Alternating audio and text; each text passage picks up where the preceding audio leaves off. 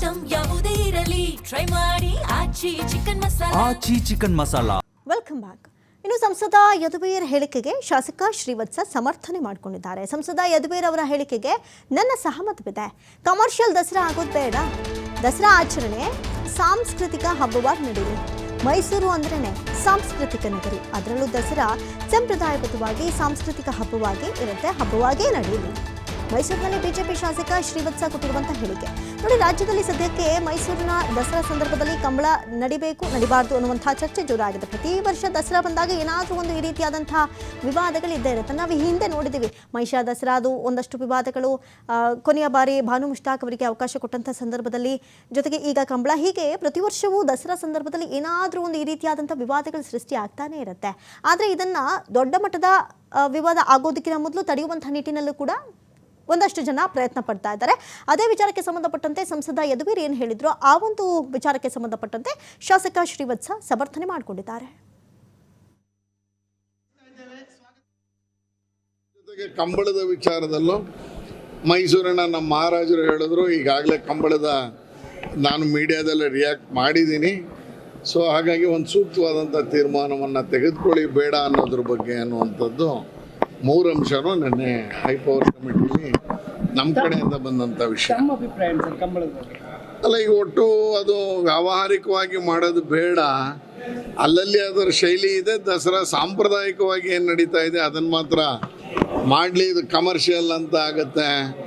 ಅಂದರೆ ಈಗ ಕಮರ್ಷಿಯಲ್ಗಿಂತ ಇದು ಯಾವಾಗಲೂ ದಸರಾ ಸಾಂಪ್ರದಾಯಿಕವಾಗಿ ಮಾಡಬೇಕು ಅಂತ ಆಗಿರೋದ್ರಿಂದ ಅದನ್ನು ಉಳಿಸ್ಕೊಂಡು ಹೋಗೋಣ ಬೇಡ ಅನ್ನುವಂಥ ಅಭಿಪ್ರಾಯ ಇದೆ. ಸನ್ಮಾನ್ಯ ಯತೀಂದ್ರ ಸಿದ್ದರಾಮಯ್ಯನವರು ಅವ್ರು ಮಾತಾಡ್ಬೇಕಾದ್ರೆ ಅದನ್ನೇ ಹೇಳಿದ್ರು. ಕಂಬಳದ ವಿರೋಧವಾಗಿ ತುಂಬ ಜನ ಪ್ರತಿಭಟನೆ ಮಾಡಬೇಕು ಅಂತಲೂ ಇದ್ದಾರೆ. ಆ ಹಿನ್ನೆಲೆಯಲ್ಲಿ ಕಂಬಳವನ್ನು ಕೈ ಬಿಡೋದು ಒಳ್ಳೆಯದು ಅನ್ನುವಂಥ ಅಭಿಪ್ರಾಯವನ್ನು ಸನ್ಮಾನ್ಯ ಸಚಿವರು ಕೊಟ್ಟಿದ್ದಾರೆ. ನೋಡೋಣ ಮುಖ್ಯಮಂತ್ರಿಗಳು ಏನು ಮಾಡ್ತಾರೆ ಅಂತ ನೋಡೋಣ. ಇವತ್ತು ನಾಳೆ ಬರ್ಬೋದು. ಜೊತೆಗೆ ಕಂಬಳದ ವಿಚಾರದಲ್ಲೂ ಮೈಸೂರಿನ ನಮ್ಮ ಮಹಾರಾಜರು ಹೇಳಿದ್ರು, ಈಗಾಗಲೇ ಕಂಬಳದ ನಾನು ಮೀಡಿಯಾದಲ್ಲಿ ರಿಯಾಕ್ಟ್ ಮಾಡಿದ್ದೀನಿ. ಸೊ ಹಾಗಾಗಿ ಒಂದು ಸೂಕ್ತವಾದಂಥ ತೀರ್ಮಾನವನ್ನು ತೆಗೆದುಕೊಳ್ಳಿ ಬೇಡ ಅನ್ನೋದ್ರ ಬಗ್ಗೆ ಅನ್ನುವಂಥದ್ದು 3 ಅಂಶನೂ ನಿನ್ನೆ ಹೈಪವರ್ ಕಮಿಟಿಲಿ ನಮ್ಮ ಕಡೆಯಿಂದ ಬಂದಂಥ ವಿಷಯ. ಅಲ್ಲ, ಈಗ ಒಟ್ಟು ಅದು ವ್ಯಾವಹಾರಿಕವಾಗಿ ಮಾಡೋದು ಬೇಡ. ಅಲ್ಲಲ್ಲಿ ಅದರ ಶೈಲಿ ಇದೆ. ದಸರಾ ಸಾಂಪ್ರದಾಯಿಕವಾಗಿ ಏನು ನಡೀತಾ ಇದೆ ಅದನ್ನು ಮಾತ್ರ ಮಾಡಲಿ. ಇದು ಕಮರ್ಷಿಯಲ್ ಅಂತ ಆಗುತ್ತೆ. ಅಂದರೆ ಈಗ ಕಮರ್ಷಿಯಲ್ಗಿಂತ ಇದು ಯಾವಾಗಲೂ ದಸರಾ ಸಾಂಪ್ರದಾಯಿಕವಾಗಿ ಮಾಡಬೇಕು ಅಂತ ಆಗಿರೋದ್ರಿಂದ ಅದನ್ನು ಉಳಿಸ್ಕೊಂಡು ಹೋಗೋಣ ಬೇಡ ಅನ್ನುವಂಥ ಅಭಿಪ್ರಾಯ ಇದೆ. ಸನ್ಮಾನ್ಯ ಯತೀಂದ್ರ ಸಿದ್ದರಾಮಯ್ಯನವರು ಅವ್ರು ಮಾತಾಡ್ಬೇಕಾದ್ರೆ ಅದನ್ನೇ ಹೇಳಿದ್ರು. ಕಂಬಳದ ವಿರೋಧವಾಗಿ ತುಂಬ ಜನ ಪ್ರತಿಭಟನೆ ಮಾಡಬೇಕು ಅಂತಲೂ ಇದ್ದಾರೆ. ಆ ಹಿನ್ನೆಲೆಯಲ್ಲಿ ಕಂಬಳವನ್ನು ಕೈ ಬಿಡೋದು ಒಳ್ಳೆಯದು ಅನ್ನುವಂಥ ಅಭಿಪ್ರಾಯವನ್ನು ಸನ್ಮಾನ್ಯ ಸಚಿವರು ಕೊಟ್ಟಿದ್ದಾರೆ. ನೋಡೋಣ.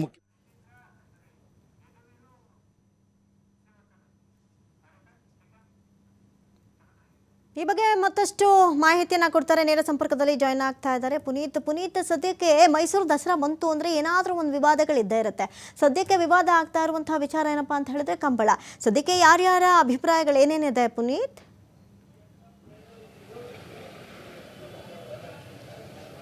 ಹೌದು ಅಮೃತ, ಪ್ರತಿ ವರ್ಷವೂ ಕೂಡ ಏನು ದಸರಾ ಮಹೋತ್ಸವ ಬರುವಂತಹ ಸಂದರ್ಭದಲ್ಲಿ ಈ ಥರದ ಹಲವು ಗೊಂದಲಗಳು ಬರ್ತವೆ. ಯಾಕೆಂತ ಹೇಳಿದ್ರೆ ಆಯಾ ರಾಜಕೀಯ ಪಕ್ಷದ ನಾಯಕರುಗಳು ಅವರವರಿಗೆ ಬೇಕಾದಂತಹ ರೀತಿಯಲ್ಲಿ ಆ ಒಂದು ದಸರಾವನ್ನು ಆಚರಣೆ ಮಾಡಲಿಕ್ಕೆ ಮುಂದಾಗ್ತಕ್ಕಂಥದ್ದು ನಾವು ಹಲವು ಬಾರಿ ನೋಡಿರ್ತಕ್ಕಂಥ ಉದಾಹರಣೆಗಳಿದ್ದಾವೆ. ಅಂದರೆ ಈ ಬಾರಿಯ ಒಂದು 2026ರ ಒಂದು ದಸರಾ ಮಹೋತ್ಸವ ಏನಿದೆ, ಈ ಒಂದು ದಸರಾ ಮಹೋತ್ಸವಕ್ಕೆ ಈಗಾಗಲೇ ದಿನಾಂಕಗಳು ಫಿಕ್ಸ್ ಆಗಿರತಕ್ಕಂಥದ್ದು ಇರಬಹುದು. ಜೊತೆಗೆ ಗಜಪಯಣದ ದಿನಾಂಕವೂ ಕೂಡ ಫಿಕ್ಸ್ ಆಗಿದೆ. ಆ ಒಂದು ದಸರಾ ಸಿದ್ಧತೆ ಈಗಾಗಲೇ ಆರಂಭವಾಗಿರ್ತಕ್ಕಂಥದ್ದು. ಆದರೆ ಇಲ್ಲಿ ಬಹಳ ಮುಖ್ಯವಾಗಿರ್ತಕ್ಕಂಥದ್ದು ಏನಂತ ಹೇಳಿದ್ರೆ ಕಂಬಳದ ಒಂದು ಆಯೋಜನೆ ಏನಿದೆ, ಈ ಒಂದು ಕಂಬಳ ಆಯೋಜನೆಯನ್ನು ಮಾಡ್ತಾ ಇರೋದಕ್ಕೆ ಈಗ ವಿರೋಧ ವ್ಯಕ್ತವಾಗ್ತಾ ಇರತಕ್ಕಂಥದ್ದು. ಅದು ರಾಜವಂಶಸ್ಥರಾಗಿರ್ತಕ್ಕಂಥ ಯದುವೀರ್ ಒಡೆಯರವರು ಇರ್ಬೋದು, ಜೊತೆಗೆ ಅವರ ಮಾತೆ ಅಂದರೆ ಅವರ ತಾಯಿ ಆಗಿರ್ತಕ್ಕಂಥ ಪ್ರಮೋದಾದೇವಿ ಒಡೆಯರವರು ಇರ್ಬೋದು. ಇವರು ಕೂಡ ವಿರೋಧವನ್ನು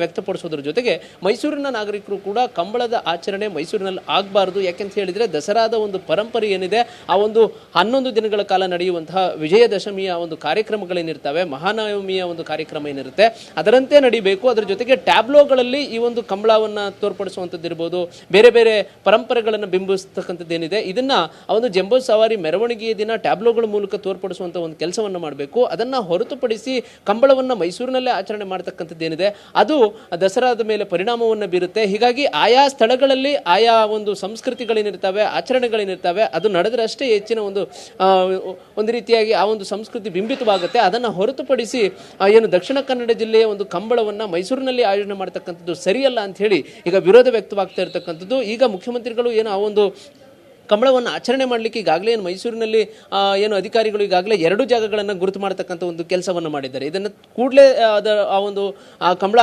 ಆಯೋಜನೆ ಮಾಡ್ತಕ್ಕಂಥದ್ದು ಏನಿದೆ ಅದನ್ನು ಕೈ ಬಿಡಬೇಕು, ಇಲ್ಲವಾದರೆ ಹೋರಾಟವನ್ನು ಮಾಡ್ತೇವೆ ಅಂತ ಹೇಳಿ ಈಗಾಗಲೇ ಎಚ್ಚರಿಕೆಯನ್ನು ಕೂಡ ಕೊಡಲಾಗಿದೆ. ಮೈಸೂರಿನ ಕನ್ನಡ ಪರ ಹೋರಾಟಗಾರರು ಇರಬಹುದು, ಜೊತೆಗೆ ಪಾರಂಪರಿಕ ತಜ್ಞರುಗಳಿರಬಹುದು, ಜೊತೆಗೆ ಇಲ್ಲಿರ್ತಕ್ಕಂಥ ಪರಿಸರವಾದಿಗಳಿರ್ಬೋದು, ಇವರೆಲ್ಲರೂ ಕೂಡ ಸರ್ಕಾರಕ್ಕೆ ಎಚ್ಚರಿಕೆಯನ್ನು ಕೊಡ್ತಕ್ಕಂಥ ಒಂದು ಕೆಲಸವನ್ನು ಮಾಡಲಾಗಿದೆ. ಆದರೆ ವಿರೋಧ ವ್ಯಕ್ತವಾಗ್ತಾ ಇದ್ರೂ ಕೂಡ ಸರ್ಕಾರ ಈಗಾಗಲೇ ಆ ಒಂದು ಕಂಬಳವನ್ನು ಆಯೋಜನೆ ಮಾಡುವಂತಹ ನಿಟ್ಟಿನಲ್ಲಿ ಈಗಾಗಲೇ 2 ಭಾಗಗಳಲ್ಲಿ ಸ್ಥಳಗಳನ್ನು ಗುರುತು ಮಾಡತಕ್ಕಂಥ ಒಂದು ಕೆಲಸವನ್ನು ಕೂಡ ಮಾಡಿದೆ. ಇವತ್ತು ಕೂಡ ಮೈಸೂರಿನಲ್ಲಿ ಇರತಕ್ಕಂಥ ಏನು ಬಿಜೆಪಿಯ ಶಾಸಕರುಗಳಿರಬಹುದು, ಯದುವೀರ್ ಒಡೆಯರ್ ಅವರು ಇರಬಹುದು, ಇವರೆಲ್ಲರೂ ಕೂಡ ವಿರೋಧವನ್ನು ವ್ಯಕ್ತಪಡಿಸಿದ್ದಾರೆ. ಬಂಡತನದ ಒಂದು ಪ್ರತಿಷ್ಠೆಯ ರೀತಿಯಲ್ಲಿ ಈ ಒಂದು ದಸರಾ ಆಚರಣೆ ಆಗಬಾರ್ದು, ಬದಲಿಗೆ ಏನು ಈಗಾಗಲೇ 100 ವರ್ಷಗಳಿಂದ ನಡ್ಕೊಂಡು ಬರ್ತಾ ಇರತಕ್ಕಂಥ ಈ ಒಂದು ದಸರಾ ಏನಿದೆ ಅದಕ್ಕೆ ಧಕ್ಕೆ ಆಗದಿರೋ ರೀತಿಯಲ್ಲಿ ನಡೆಸುವಂಥ ಒಂದು ಕೆಲಸವನ್ನು ಮಾಡಬೇಕು. ಕಂಬಳದ ಒಂದು ಸಂಸ್ಕೃತಿ ಏನಿದೆ ಅದನ್ನು ದಕ್ಷಿಣ ಕನ್ನಡ ಜಿಲ್ಲೆಯಲ್ಲಿ ಮತ್ತಷ್ಟು ಅದ್ದೂರಿಯಾಗಿ ಆಚರಣೆ ಮಾಡಲಿ, ಅದನ್ನು ಮೈಸೂರಿಗೆ ತರತಕ್ಕಂಥ ಒಂದು ಕೆಲಸ ಆಗಬಾರ್ದು ಅಂತ ಹೇಳಿ ಈಗ ಒತ್ತಾಯವನ್ನು ಕೂಡ ಮಾಡಲಾಗ್ತಾ ಇರತಕ್ಕಂಥದ್ದು. ಆದರೆ ಈಗ ಈ ಒಂದು ವಿರೋಧ ಏನು ವ್ಯಕ್ತವಾಗ್ತಾ ಇದೆ, ಆ ಒಂದು ವಿರೋಧಕ್ಕೆ ಸಂಬಂಧಪಟ್ಟಂತೆ ಜಿಲ್ಲಾ ಉಸ್ತುವಾರಿ ಸಚಿವ ಯತೀಂದ್ರ ಸಿದ್ದರಾಮಯ್ಯನವರು ಇರಬಹುದು, ಮುಖ್ಯಮಂತ್ರಿಗಳಿರಬಹುದು, ಯಾವ ರೀತಿಯಾಗಿ ಪ್ರತಿಕ್ರಿಯೆಯನ್ನು ಕೊಡ್ತಾರೆ, ಅಥವಾ ಈಗಾಗಲೇ ಏನು ಜಾಗವನ್ನು ಗುರುತು ಮಾಡಿರುವಂತಹ ರೀತಿಯಲ್ಲಿಯೇ ಕಂಬಳವನ್ನು ನಡೆಸುವಂತಹ ಒಂದು ಪ್ರಯತ್ನದಲ್ಲಿ ಮುಂದುವರಿತಾರೆ ಅನ್ನೋದನ್ನ ಕಾದು ನೋಡಬೇಕಿರತಕ್ಕಂಥದ್ದು. ಆದರೆ ಪ್ರತಿ ಬಾರಿಯ ದಸರಾದಲ್ಲೂ ಕೂಡ ಈ ತರದ ಒಂದು ವಿವಾದಗಳು, ಜೊತೆಗೆ ಕೆಲವು ಆಚರಣೆಗಳಿಗೆ ಪರ ಮತ್ತೆ ವಿರೋಧವಾದಂತಹ ಒಂದು ಅಭಿಪ್ರಾಯಗಳು ವ್ಯಕ್ತವಾಗ್ತಕ್ಕಂಥದ್ದು ಪ್ರತಿ ವರ್ಷದ ದಸರಾ ಸಂದರ್ಭದಲ್ಲೂ ಕೂಡ ಕಂಡು ಬರ್ತಾ ಇದೆ. ಅಮೃತ, ಥ್ಯಾಂಕ್ ಯು ಪುನೀತ್, ತಮ್ಮ ಮಾಹಿತಿಗಾಗಿ.